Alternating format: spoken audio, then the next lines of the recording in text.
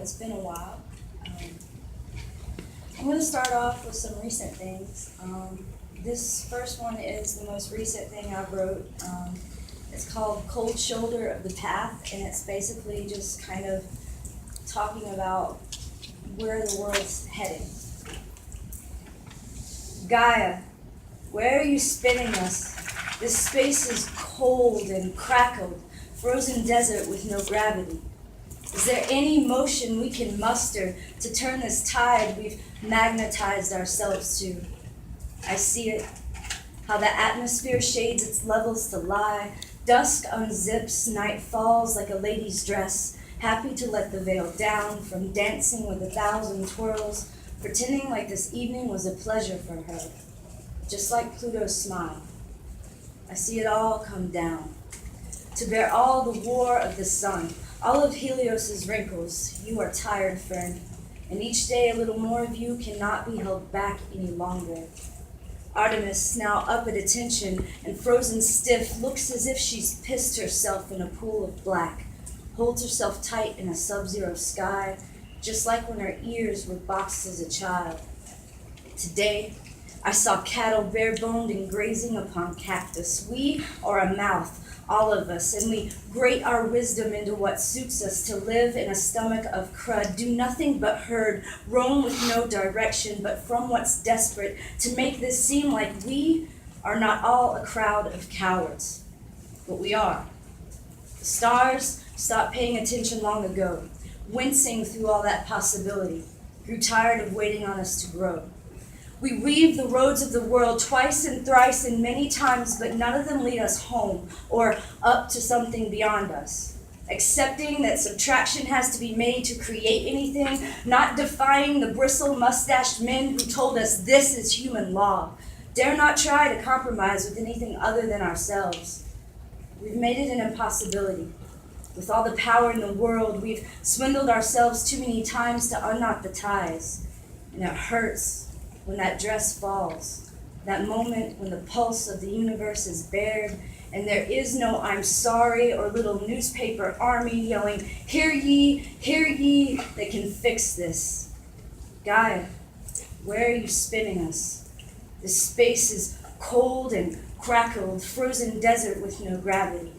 Is there any motion we can muster to turn this tide we've magnetized ourselves to?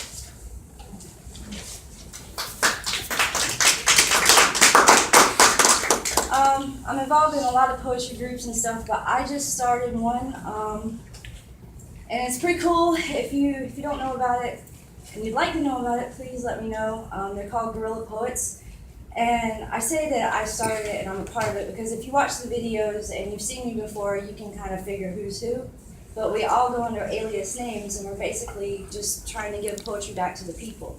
And some of the stuff that we will be doing, we just got started, but it's going to be a little dangerous. We're putting ourselves in dangerous situations. And my mother, the first night we went out to go do a set, my mother asked us if we were crazy. And this is a recent poem of mine, and it's just my response to that question and why we're doing what we're doing. And it's called When Asked. Because the spit from the addict sitting 2 seats up doesn't burn as bad as the need to do something more than grace stages with willing listeners knowing they are out that evening for poetry. Something more than those who have already been taught how to hold the reverbs in like a tight stretch and fill their chest, how to fiddle the waves into a sound that gives them the answer. This is for those who've never known how. Because the raised cursing from the woman on the corner isn't as disruptive as what's happening to our brethren, what's happening in our nicks, havens, being nicked for nickels and dogfights. This is for the poets who write, like soldiers. Because the 9-year-old boy grabbed the pole and bent body forward, straining to hear every word, wide-eyed as puberty over the sound of the train. The ones who needed to hear, you can, on a cold stabbing December day. This is for the abandoned. Because waking the irritated guy sleeping might remind him he's been dreaming of bombs, and that there is more truth in his anger than in his passive contentment, passing excuses like cliches saying, well, that's just the way it is. This is for the lethargic, the turning heads, the blind of times. Because the media has become our teachers, and the only education they've ever graduated from was economics. History needs reporters who've not been bought and sold. This is for the truth to be told. Because the greats are rolling in their graves, wailing into an empty ink bottle, scrambling for a message to tell us this is not what they intended. This is for what they've left us. Because if we do not, our wrists will break under the pressure of a world that wants to turn. This is for the word, the collective, for the deficit of all of our lives, for the here and now, for the future and the past, for a chance to help another to stand and fight.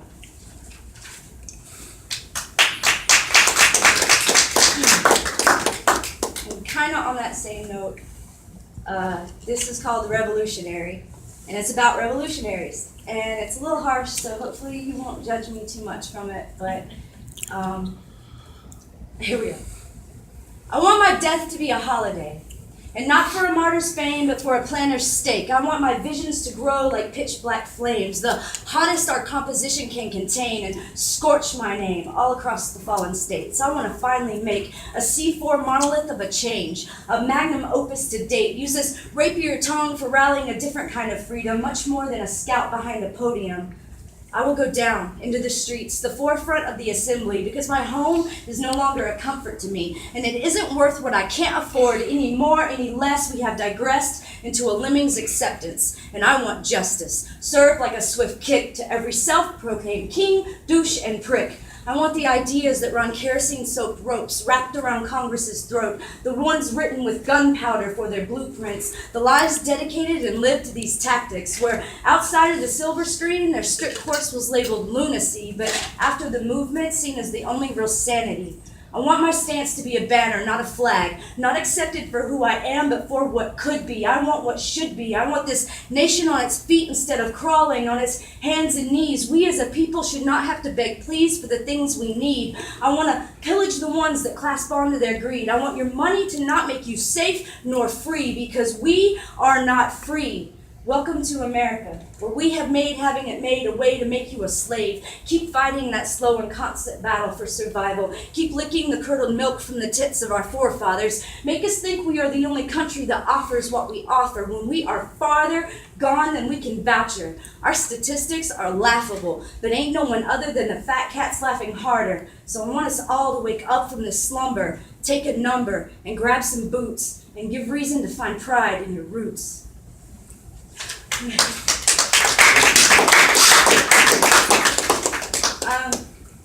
I'll do two more. These last two are going to be in upcoming anthologies coming out in the spring, and two different anthologies.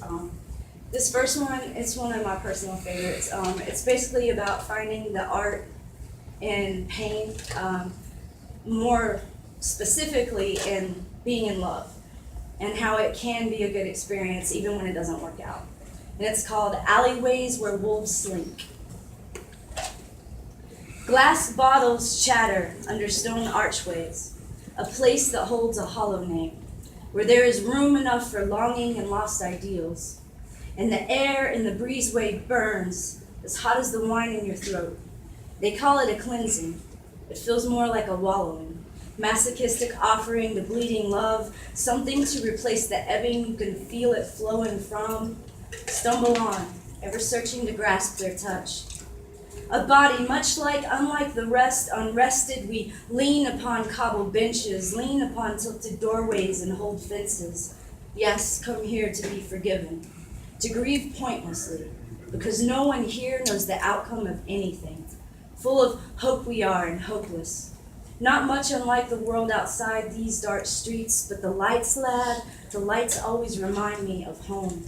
Those tan shoulders breathing their tinted breaths on the surface of the road, some kind of late night kiss. Yes, this is where the romantics come when they are hurt. It's the subtle things that give us hugs. Stand there and pretend you aren't a poet at this moment. It's impossible. It's the velvet of the dark, slides up like a snail, soft, wet, and slow. And before you know it, you're writing sonnets to someone who you'd proclaim in a whale's length of ache lays over the ocean. Because that's what it feels like when it takes the heart. Length, just like anything else is relative, and it's at this point you feel sick. Drink, lad, drink. Dawn will come with its bees, and you'll have 1,000 reasons not to want to think clearly. Waking up is always easy if you are in the haze between the howling and the swallow of the sun. Toast, lad, toast. To those that brought us here tonight, give credit to the ones who made us search for something.